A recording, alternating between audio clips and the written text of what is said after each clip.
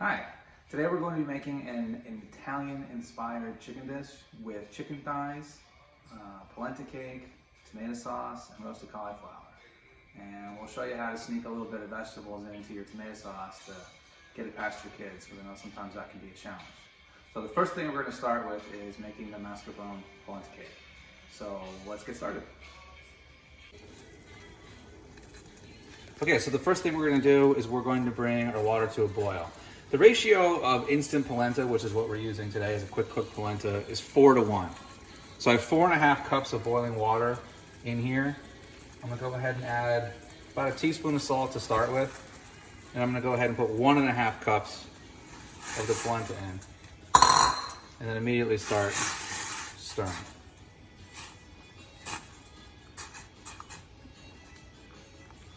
I'm gonna turn the heat down a little bit. Okay. Now this is just going to simmer in here for maybe, less than 10 minutes. So somewhere between 5 and 10, depending on how high the heat is on your burner. So once this thickens up, it'll sort of have the consistency, if you haven't made polenta before, of like an oatmeal, which is what we're looking for. And then at that point, we'll add the rest of the ingredients. So I'm just going to keep stirring this, and we'll come back once it's thickened up. Okay, so we're back now, and this polenta cooked up really quick. Not even the length of a song, just a few minutes, and you can see it's pretty thick stuff. And that's good because we're making a cake.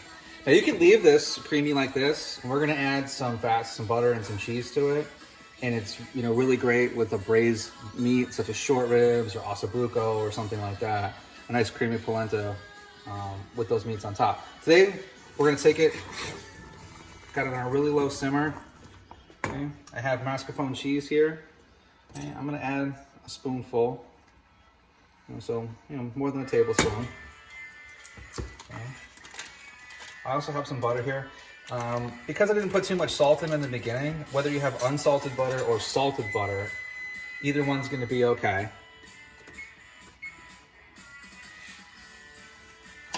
I'm gonna add about a tablespoon. And we're going to stir this in completely. And as we do that, and we add this extra moisture and fat, the polenta is going to thin down a little bit, which is good. All right. So at this point, you could also add other cheeses, like a Parmesan cheese. We're going to be using Parmesan later, so I'm electing to keep this just with the mascarpone. Okay, so that looks like it's fully incorporated. So I'm just going to stir a little longer to make sure.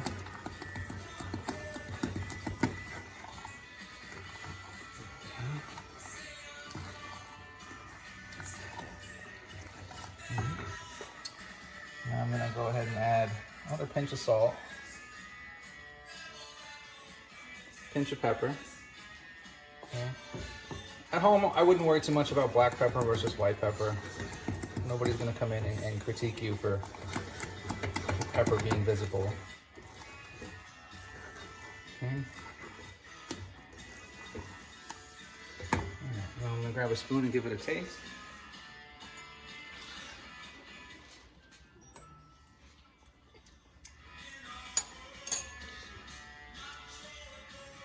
I'm going to add one more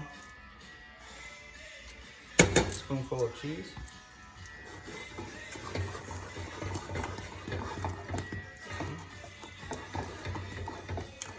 So I would say in total there, 2 to 3 tablespoons.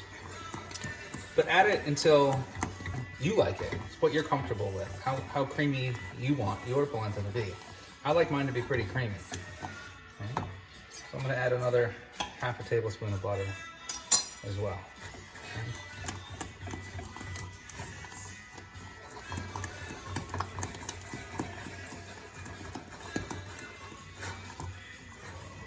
It's really lightened it up a lot. Okay, it's not quite as dense. Right. Now at this point, I have some green onions that I've gone ahead and sliced up ahead of time. Chives would be great. You could use parsley. So we're adding some color, yeah, but we're also adding some really nice aromatic quality. We want to put this in at the very end because if we put it in too early, the heat will cause the green onions to, well, basically turn brown. So we really want to just try and capture this last minute or two to let the aroma bloom from the onion before we put this on our tray. Okay, so I'm gonna taste this again.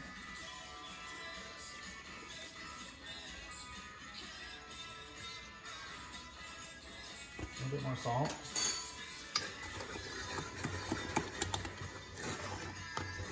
And I think we're good. So what we're gonna do now to make this into a cake is we're gonna put it onto a little sheet tray here. So I have a little sheet tray. I'm gonna go ahead and spray it.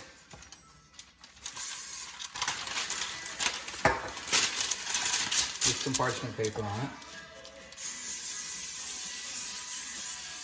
I'm gonna take the polenta and I'm gonna pour it onto the tray.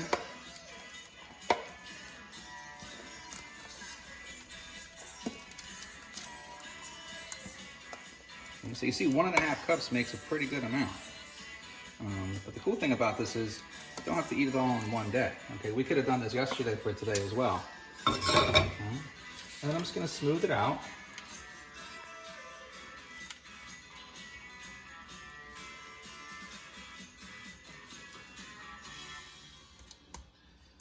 Okay, and I'm gonna try and use the rest of this paper. And give this a quick spritz.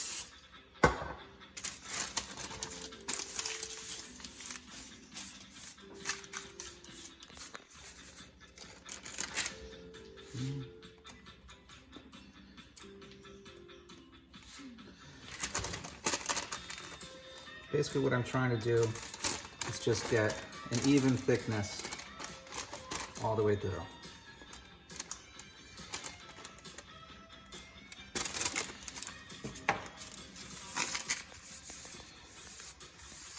And by using this parchment paper, I can kind of smooth it over like that. All right. It doesn't have to be perfect. Okay, the other side's gonna look nice and flat. This side might be a little bit bumpy. Okay, I'm gonna go ahead and take this whole tray, just like this, and I'm gonna put it in the fridge. We're gonna let it set up, and once that's set up, we'll move on to the next part. Keep in mind that you can do this hours ahead of time. You can do it a day ahead of time. So don't feel the need to rush and get this all done at dinner time. Okay, so we'll see you back here in a few hours.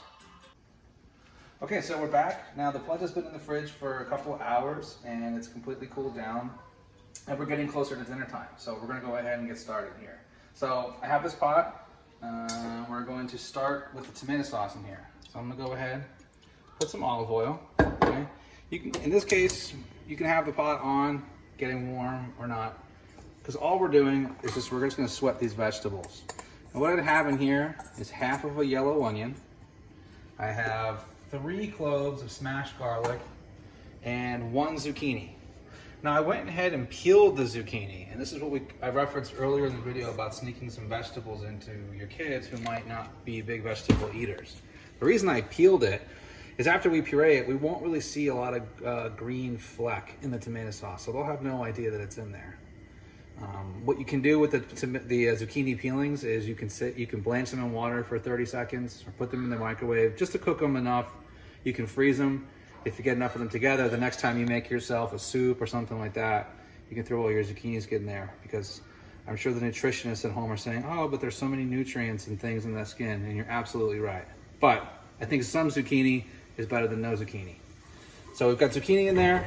I didn't worry too much about how it looked. It's just to get it in the pot and get it sweating. So this is not a time that you really need to worry too much about the precision of your knife skills, but practice is always a good thing. So I'm just gonna stir that around in there, get a little bit of coating of olive oil all over the vegetables. Okay. And then I'm gonna go ahead and cover it. Turn the heat down a little bit and let those sweat in there until they all become soft. After that, we'll come back and we'll go on with the next step. Okay, so we're back. Developed a little bit of color. on our veggies. And what we're going to do now is we are going to take just a little spoonful, not too much, tomato paste. And that'll just add a little bit of intensity to the finished sauce. Put that in there, stir it around. And now I have here a can of crushed tomatoes. This is a 28-ounce can of crushed tomatoes. I bought the one with the basil this time because I wasn't able to get any fresh basil for the sauce. And so I thought that this would be a way of getting a little bit of that basil aroma in there. So don't be afraid to buy crushed tomatoes that are plain. Don't get the ones that have any seasonings in them, sodium, all that stuff. Just plain old tomatoes. So we're gonna go ahead and add that. Okay. Stir. All right. And then I'm gonna fill this can up maybe a third of the way with water, swish it around, get all this, and add that into the sauce too.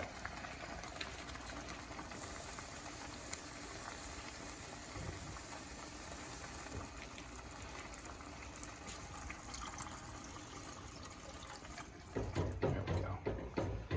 All right.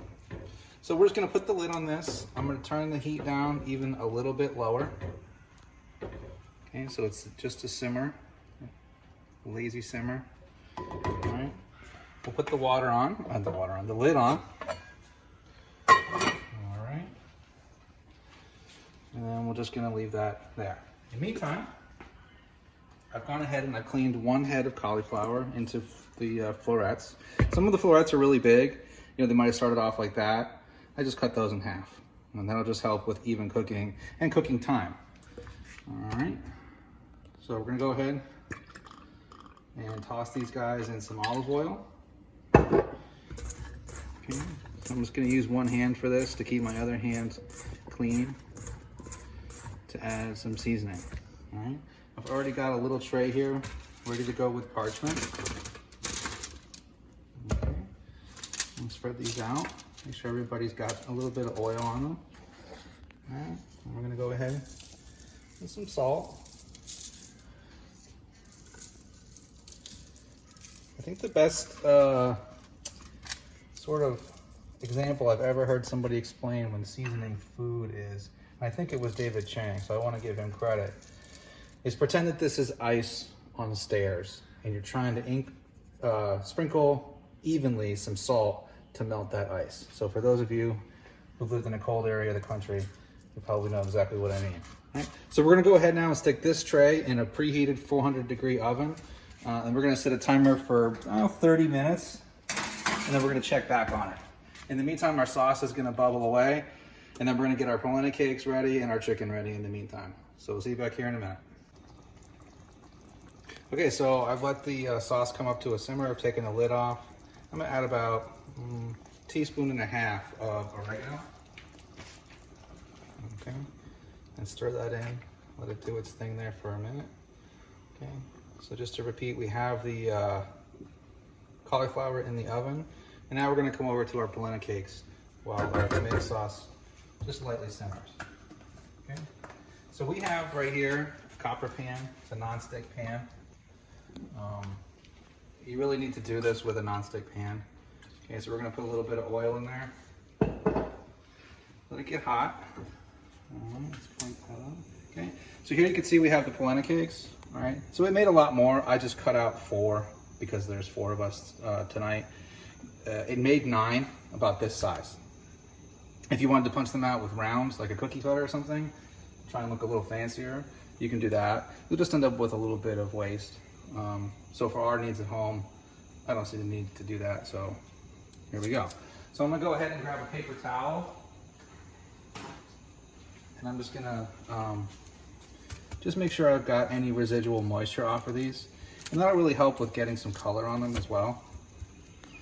All right, so we'll go ahead now, one at a time, and just drop them into our copper pan to get a little bit of color. All right. All we're trying to do right now is just sear them and get some color. We're gonna put them right back on this paper and stick them right next to the cauliflower to heat through.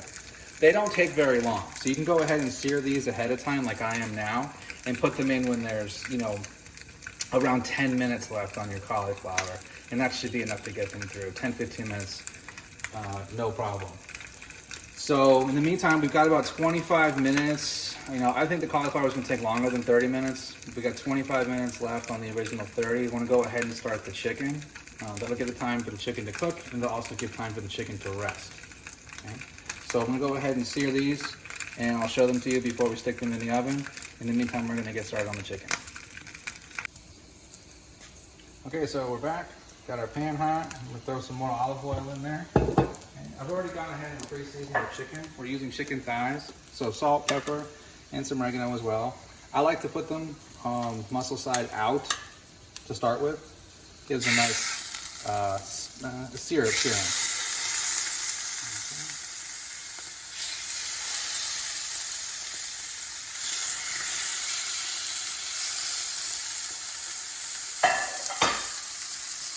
So we like to use chicken thighs at home. They offer a lot of versatility. They have a ton of natural flavor to them. They really don't dry out like chicken breasts do. You can grill them, you can pan sear them, and they really are a host to just about any type of cuisine you can think of. Really popular in Mediterranean cuisine especially, and they really kind of come out the last 2 years, whereas chicken breasts were kind of the leaders. I think chicken thighs are right there next to them now. So we're going to go ahead and sear these until they get a nice golden color on one side. And we're going to flip them and stick them straight in the oven with the cauliflower. They should time out pretty close to with the cauliflower and the bologna cakes. The tomato sauce, I just have it with the lid on it right now to rest. As soon as I put the chicken in the oven, I'm going to go ahead and get the immersion blender, and I'm going to puree the sauce. Okay? So when these are... It's going to take a minute or two, so we'll check back in a couple minutes and look at them. Okay, so chicken's getting some nice color on it. I'm going to go ahead and flip it over now, and I'm going to stick it in the oven right on top, the shelf on top, the cauliflower.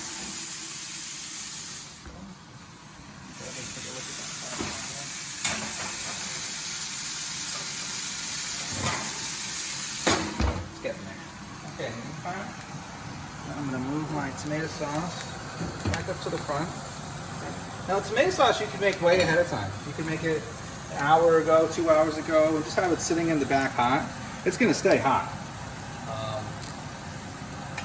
So I'm going to go ahead and put an immersion blender in. You could use a regular blender to do this. Just remember, don't fill it up too high when you're trying to puree something hot, or it will definitely explode out on you. Okay? So this is a good option to go with, all right? You always want to put the blender in whatever you're blending before you turn it on. And then never take it up out of whatever you're blending with it still running. So starting and stopping it submerged. All right, so I've got the heat turned off completely. I'm gonna go ahead and stick this in. I'm just gonna work it around and try and puree up all of the onion, garlic, zucchini, and get a nice smooth consistency. Now it is kind of a rustic sauce, right, so it might have a little bit of chunk to it, and that's okay. So I'm going to go ahead and puree this for as long as I think I need to until I have it nice and smooth, and then when I come back, we'll season it. Okay, so the bologna cakes are all seared up now, so we're going to go ahead and take them and put them on the tray. We're going to stick them in the oven right next to the cauliflower. Chicken's still working away. All right, in the meantime, we'll finish off the rest of our tomato sauce. I'm going to go ahead and add around a teaspoon of balsamic vinegar. Okay. And the reason we're doing that is that little bit of vinegar, that little bit of acid, has a touch of sweetness as well, will help to brighten up the tomato. Okay. I'm going to go ahead, season with, I'd say maybe 3 teaspoons, which is a tablespoon worth of salt. Go ahead and add half a teaspoon of pepper.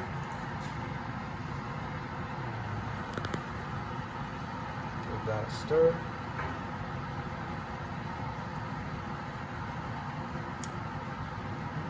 At this point, you could add a little bit of butter, or you could sweat your vegetables in butter if you wanted to add a little bit of richness to the sauce.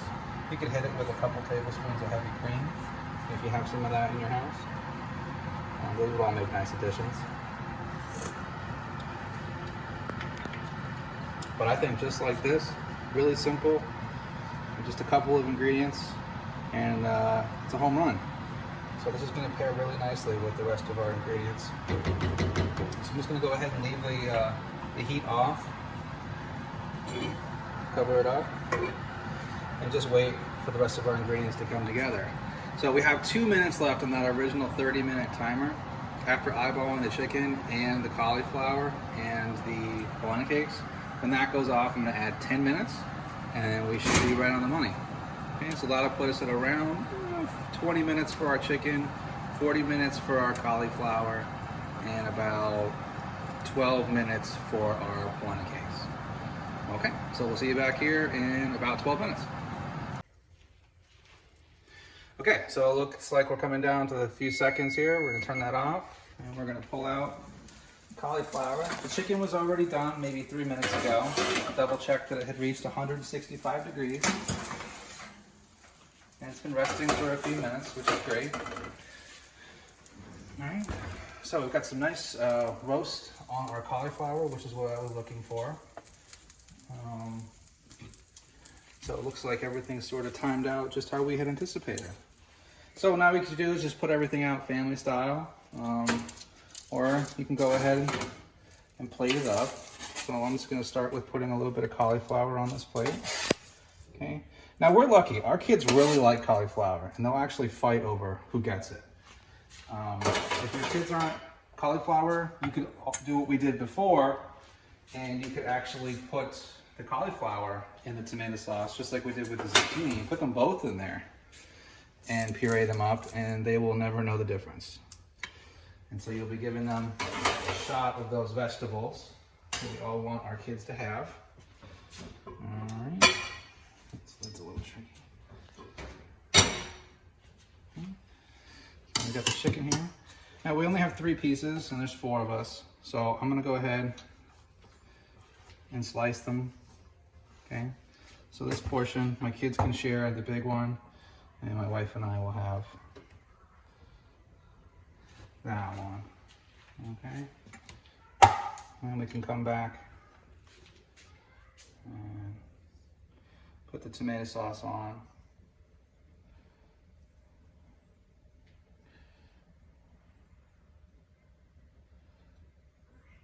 Okay, just like so. All right. And we have ourselves a little rustic, Italian-inspired dinner. Of course, we're gonna go back with the Parmesan because we all love the Parmesan. Okay. And then we have here a little container of our homemade parsley pesto. So we'll go ahead and put a nice little dollop of that on there. All right. There we go. So I hope you guys have enjoyed watching. All right, so we have roasted chicken, pan-seared roasted chicken thigh with mascarpone polenta cake, tomato sauce, roasted cauliflower.